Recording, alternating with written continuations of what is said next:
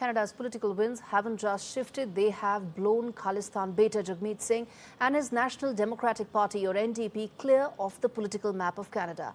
The irony, the NDP is no longer a national political outfit after failing to secure the minimum 12 seats. Democracy has been wiped out for a while, and now it finds itself scratching the bottom of Canada's political barrel.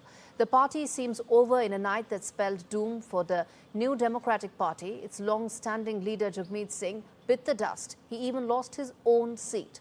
What came next was a decimated Jagmeet Singh waving the white flag with a speech more dream catcher than damage control, while his party teeters on the brink of extinction. After years of riding shotgun to Justin Trudeau, Jagmeet Singh's extremist political gamble has finally come home to roost. Canadians saw through the smoke and mirrors. In fact, he said that we are only defeated if we stop fighting. This is what Jagmeet Singh said when he clung to tired slogans, while the NDP, of course, sank like a stone. But the numbers told the real story. Just 7 out of 343 seats. Not a dent, not a ripple. It's a wipeout, viewers. And if Jagmeet Singh's track record wasn't shaky enough, his cozy flirtation with Khalistani separatists lit a political powder keg.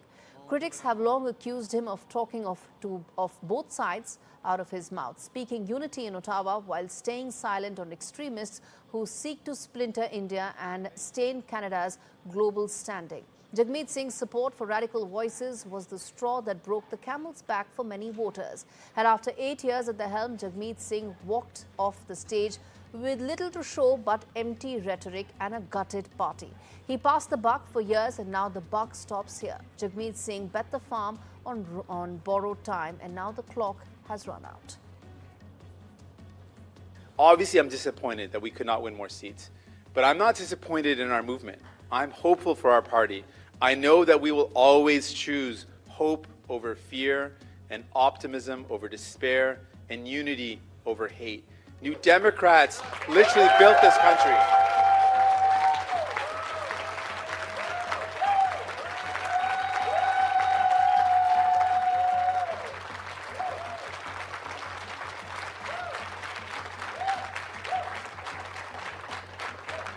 New Democrats built this country. We have built the best of Canada, and we aren't going anywhere. Thank you so much. Love you all. You're amazing. Merci infiniment. Appreciate it so much. From central banker to Canada's next Prime Minister, Carney has officially taken the helm of the Liberal Party, succeeding Justin Trudeau. This report tells you why Canada decided to bet on a man who contested his very first election at the age of 60.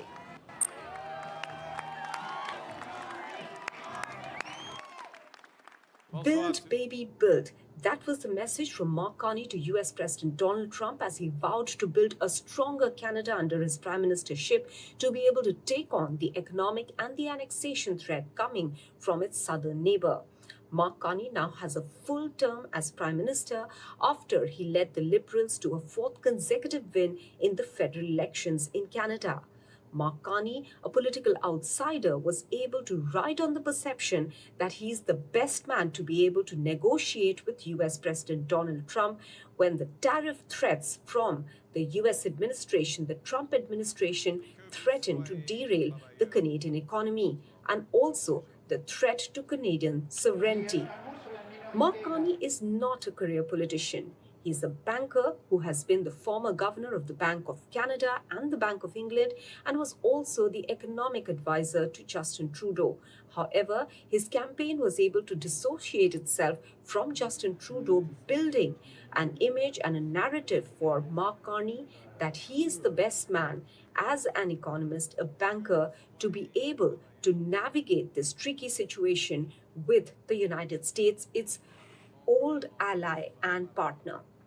Meanwhile, Mark Carney now has to deliver on many counts. Domestic issues include inflation, the housing crisis, and also putting in more money in the pockets of the middle class, for which he's already said that he will, in fact, cut the lowest tax bracket by 1% to provide two income families with $825 annually.